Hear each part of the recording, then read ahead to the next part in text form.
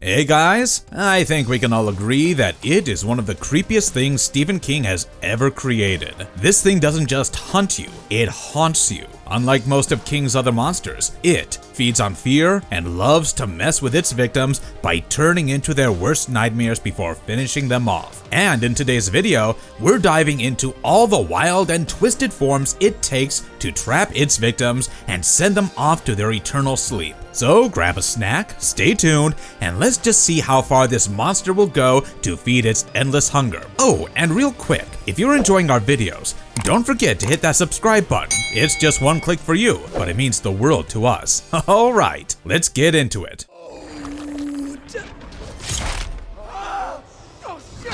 The backdrop of It. Before we start breaking down all of its creepy forms, let's quickly go over where this monster actually came from and how it's connected to the town of Derry. For starters, It is a non-native creature to Earth. Yes, It is an ancient supernatural being created by an omnipotent entity known as the Other, in an otherworldly dimension of ours called the Macroverse, which is directly linked with King's broader multiverse. That includes the world of the Dark Tower series. So, in simple terms, It has direct ties with King's Dark Tower series, and this claim further gains strength as its creator, the Other, could be Gan, the god of chaos in the Dark Tower series. It also doesn't have a real name, but according to the novels, It has been occasionally seen to refer to itself as Robert Bob Gray, a name that was also used as an alias by real-life child cannibal Albert Fish. But if we consider other reports, its first name, Robert, might be taken from the man who portrayed the character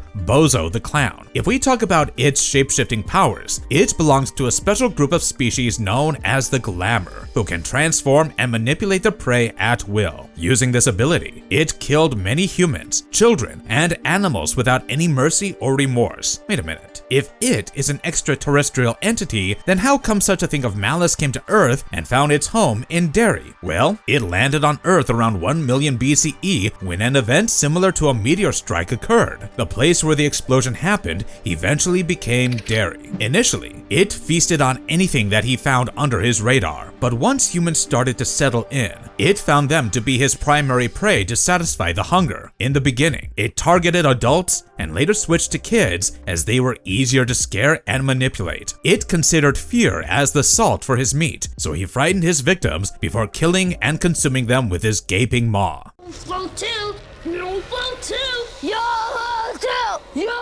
The forms. Pennywise the Dancing Clown. Without a doubt, Pennywise is its most iconic and recognizable form, as it served as the monster's default appearance in the novel, 1990s miniseries, and the 2 movie adaptations. It noticed that most of the children adored clowns, and at the same time, many children feared them as well. It adopted the Pennywise, the dancing clown form, to lure more and more towards it for further exploitation. Later, it also adopted a usual pattern of 27 years of hibernation. So, whenever he woke up, he would immediately go on a hunting spree, taking too many innocent lives at once. Another wild aspect of Pennywise's manipulation powers was that he didn't let anyone properly investigate the killings or the weird disappearance of children in Derry, making him a monster capable of turning a whole town into his playground. To date, Tim Curry and Bill Skarsgård are the only 2 actors who have donned the role of Pennywise in the live-action format, but with unique perspectives. Curry's portrayal in the miniseries had a twisted charm and a maniacal intensity, which closely resembled the original sinister and mocking aura of the character from the book. On the other hand, Skarsgård dug deep into the inhuman traits of Pennywise and leaned towards showcasing the uncanny mannerisms,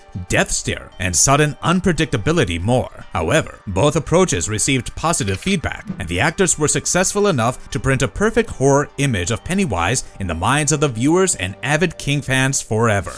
Dorsey Corcoran and Gilman. If you've only seen the It movies or the old miniseries, you probably haven't heard of Dorsey Corcoran. That's because his story shows up only in the original novel, and it's more of a tragic backstory than a straight-up horror encounter with It. Dorsey Corcoran was the younger brother of Eddie Corcoran, a minor character in It, who attended the same school as the members of the Loser Club did. But unfortunately, Eddie's brother, Dorsey, was brutally killed with a hammer by his own father, who was in a drunken state of rage. Even though Dorsey's father cried while confessing his crime during a trial, this whole incident left Eddie with immeasurable pain and scars, which later developed into a severe trauma. However, the ever-opportunistic and manipulative It used the same trauma to feed on Eddie's fears. It manifested Dorsey's corpse and chased Eddie at the canal. Later, It transformed from Dorsey's corpse to Gilman, a fictional monster from the 1950s black and white movie Creature from the Black Lagoon, and killed Eddie by strangling him to death.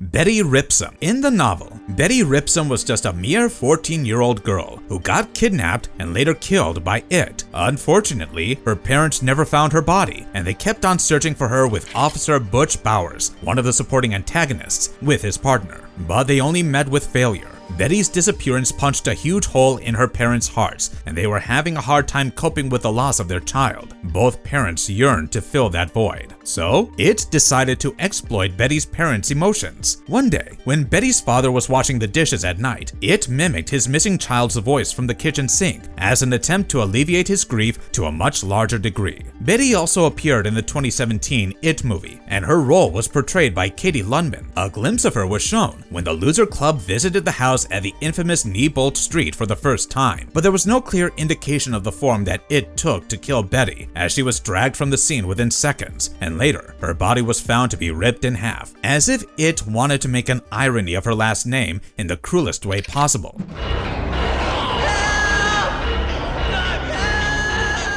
Werewolf. In the novel, there's this wild moment when Bill and Richie head into the creepy old house on Neibolt Street and run into one of its freakiest forms, a werewolf. But not just any werewolf. It was the exact one from the 1950s horror flick I Was a Teenage Werewolf, which the boys had just watched. So yeah, the fear was fresh on their minds. It's a perfect example of how It loves playing monsters straight from a kid's imagination. This thing had snarling teeth, a killer growl, and that classic full moon menace. It went after both of them, but thanks to Richie's sneezing powder and Bill's trusty bike, they managed to escape. The same incident occurred in the It miniseries too, but with a slight deviation from the source material. Here, only Richie, played by Seth Green, encountered the werewolf in the basement of Derry School while searching for Beverly's father, Alvin Marsh.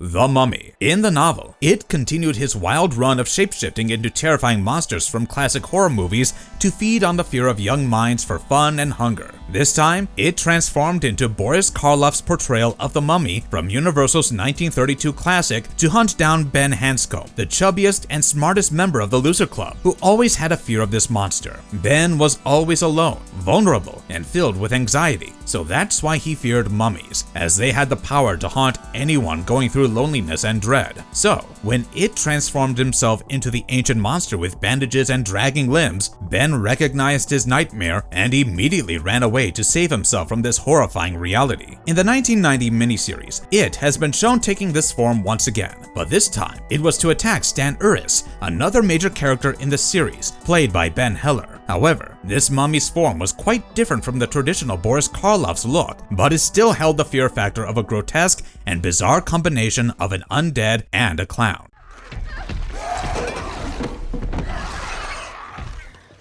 Mrs. Kirsch and Alvin Marsh. In the novel and all the other adaptations, Beverly Marsh, another lead character and a member of the Loser Club, returned to Derry after 27 years, just like all her friends, to finish off It forever. But before that, she decided to visit her old house, which she had left to save herself from the abuse of her father, Alvin Marsh. Alvin Marsh, a school janitor by profession, was a walking maniac who used to abuse and sexually exploit her just for his fun. But upon her return, Beverly had a change of heart and thought to reconnect with him before the final fight. But when Beverly rang the doorbell, an old woman opened the door, seeing the old lady. Beverly was surprised and immediately inquired about her father. the old lady introduced herself as Mrs. Kirsch and informed Beverly that her father had passed away years ago. The news devastated Beverly, but Mrs. Kirsch invited Beverly for some tea to comfort her. Later, Mrs. Kirsch was revealed to be a manifestation of it and then turned into a witch, the version from Hansel and Gretel, and chased Beverly.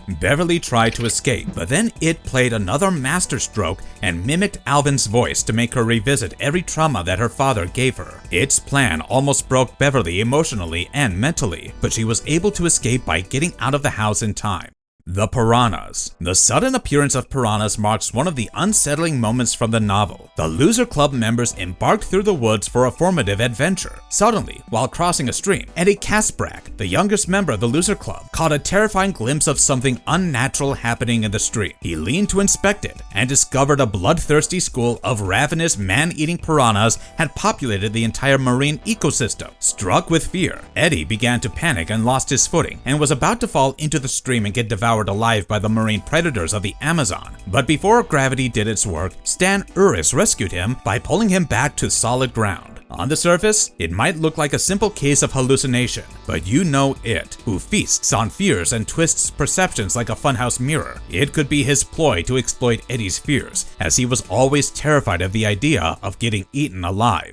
Dracula. One of the most unnerving encounters in the novel is when adult Ben Hanscom has a run-in with one of the most iconic monsters of all time, Count Dracula. On his visit in the Derry Public Library, Ben found himself face to face against Count Dracula, whose bald head, corpse-pale skin, and dead hungry eyes looked more in line with F.W. Murnau's Nosferatu or Kurt Barlow, the monstrous antagonist of King's own work, Salem's Lot, whose central theme is somewhat similar to it, but unlike other Draculas, this Dracula had jagged, gleaming razor blades instead of fangs, which only meant one thing, that this Dracula was none other than one of the manifestations of it. It adopted this form to taunt Ben about his deceased friend Stan, who committed suicide. Moments later, Ben saw a balloon with a text confirming the death of his other friend and librarian, Barbara Starrett, who was murdered by it.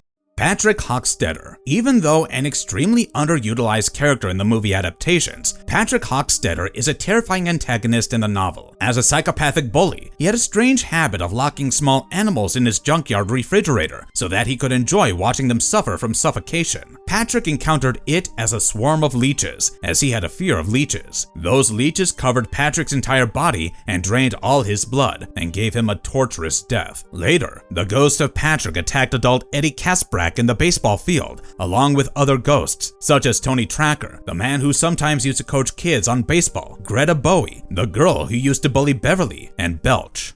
The Frankenstein Monster, Ghost Moon, and Doberman Pinscher. As the stakes become higher, Bill and his friends descend into the sewers of Derry to search for Georgie, but they were not the only ones to enter those filthy tunnels. Their biggest rivals and bullies, Henry Bowers, Victor Criss, and Belch Huggins, also followed them. The bullies were fuming with deep hate and rage against the members of the Loser Club, as they recently lost against them in a rock fight and were desperate for revenge. So when they saw the members of the Loser Club entering the dark, stinky sewers, they sensed an opportunity to beat them up and followed them blindly without having any prior knowledge of the threat lurking under the shadows. As a result, it used the bullies' rage and transformed into a grotesque version of the Frankenstein monster. However, this monster was not like Boris Karloff's interpretation of the slow giant with a stitched head. It was more or less modeled after the exaggerated version from the 1957 film I Was a Teenage Frankenstein, which was fast, ruthless, and a walking machine of menace.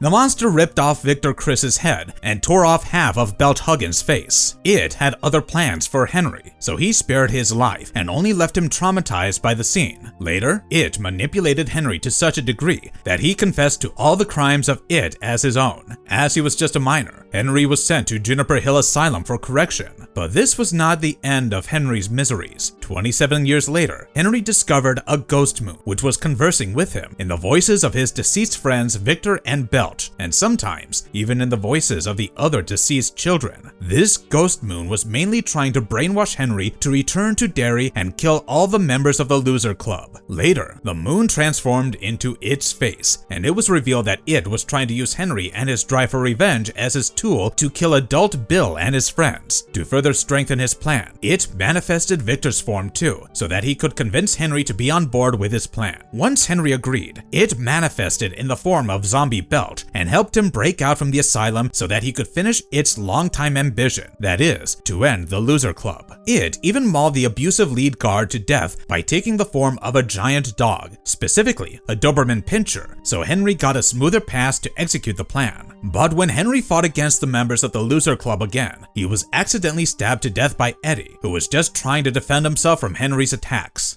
Jimmy Donlin's mother. Even though Jimmy was just a side character in the story, he was not spared from its psychological manipulation. Jimmy was a murderer who was sentenced to rot in Juniper Hills, the same asylum where Henry was kept, as he killed and devoured many parts of his mother. It appeared before Jimmy as the manifestation of his mother and started playing his game with him until he didn't get traumatized with fear and remorse.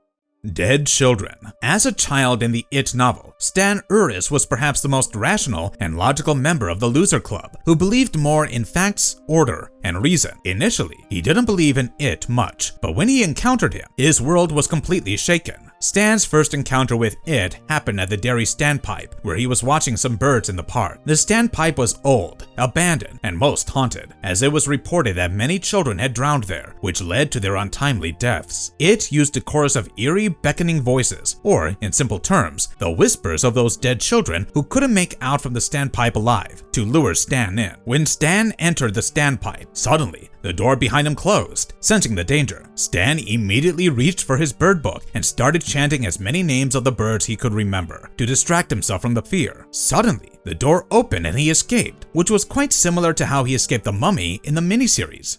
Georgie Denbrough. Georgie Denbrough was the younger brother of Bill and the very first victim of It in both the novel and the live-action adaptations. When Bill and his friends entered the sewers to find Georgie, he encountered It, but in his younger brother's form. It took Georgie's form to taunt and emotionally torment Bill, as he was still coping with the guilt and grief of losing his brother. However, Bill was able to negate every psychological attack from It and defeated him using the Ritual of Chud, a tribal-based ritual to obliterate evil lurking in the shadows. To defeat It, Bill also took the help of the Turtle, a guardian-like super being who also originated from the same source as It. But before they could annihilate the supernatural demon, it descended deep into its lair with a promise to return again. And as most of you know, in the later part of the story, the members of the Loser Club reunited after 27 years and killed It in the final showdown.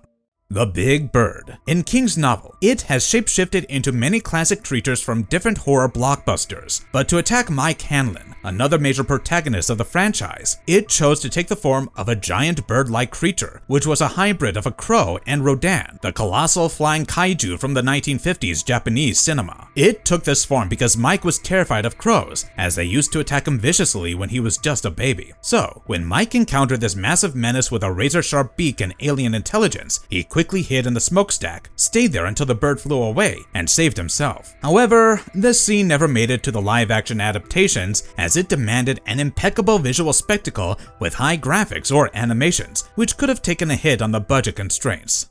Leper. One of the most disturbing and grotesque forms that It had taken in the entire franchise is the leper, a hideous creature with festering skin, sunken eyes, and disgusting sores, and every disease that one can think of. It transformed into a leper to chase Eddie Kasprak when he visited the rundown house on Neibolt Street. It adopted this form because Eddie had a fear of diseases. So, when Eddie saw the leper, he felt that any touch from it would instantly make him a carrier of many diseases, which would ultimately rot him inside out. But before the leper could touch him and make him sick, Eddie managed to escape on his bike. However, this scene never made it to the miniseries, but was added in the 2017 and 2019 It movie with Javier Botet playing the role of the leper.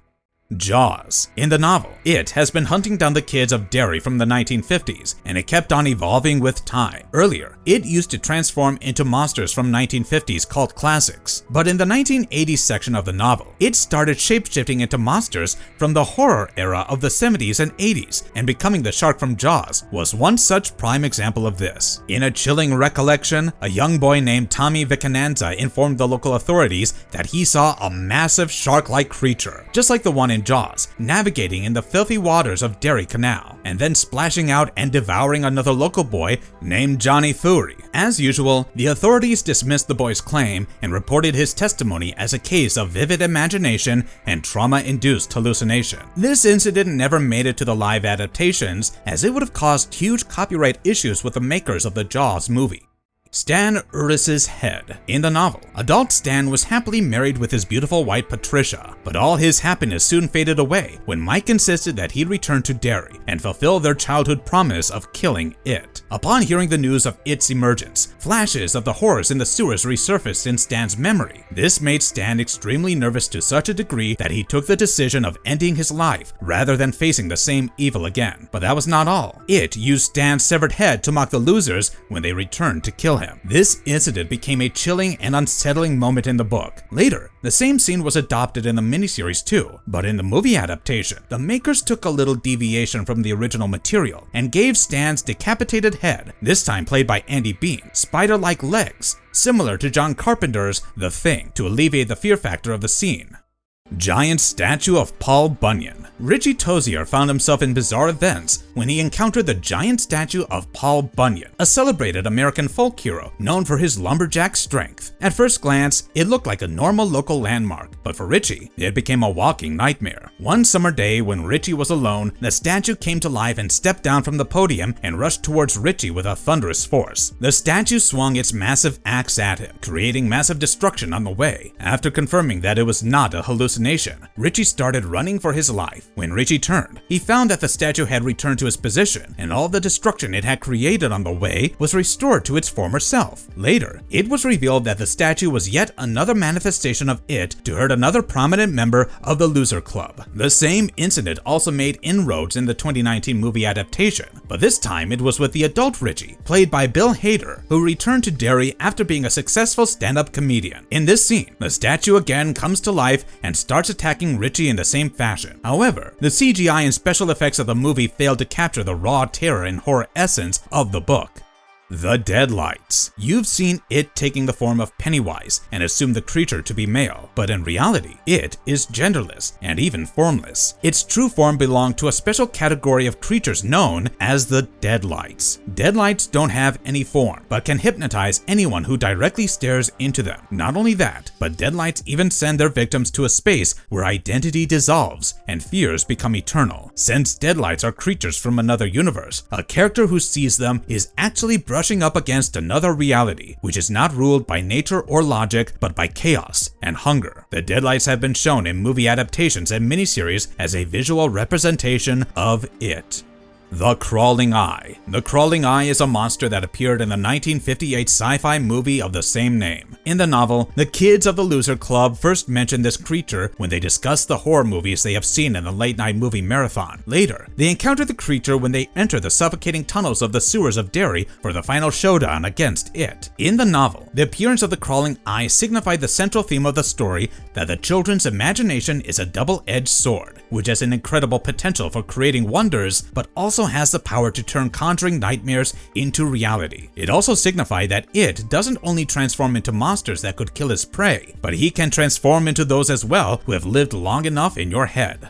The Giant Spider. In all the universes of It, whether it be the novel, miniseries, or the latest movie adaptations, the creature's final manifestation against the adult version of the Loser Club members has always been the giant female spider. You already know that Deadlights is the true form of the creature, but the giant spider manifestation is the closest interpretation that the humans can get regarding the true form of It. However, the adults were able to break its legs and beat its head, and then deliver the final blow by tearing out its heart. However, the action choreography of the finale showdown in both the movie adaptations wasn't that great, and the scene was even poorly executed in the miniseries too, as they used a lame puppet for the spider with stop-motion animation. Marvelous conclusion. Alright guys, that brings us to the end of today's video. We've covered all the major forms It used to scare the living daylights out of these poor kids. Before we head out though, quick question for you. Which one of its forms freaked you out the most? Or which one was your favorite? Drop your answers in the comments below, and while you're at it, let us know what topics you'd like us to cover next. That's it from our side. Hope you had fun hanging out with us. If we missed anything important, feel free to let us know in the comments below. Until next time, stay safe, stay spooky, and we'll catch you in the next video.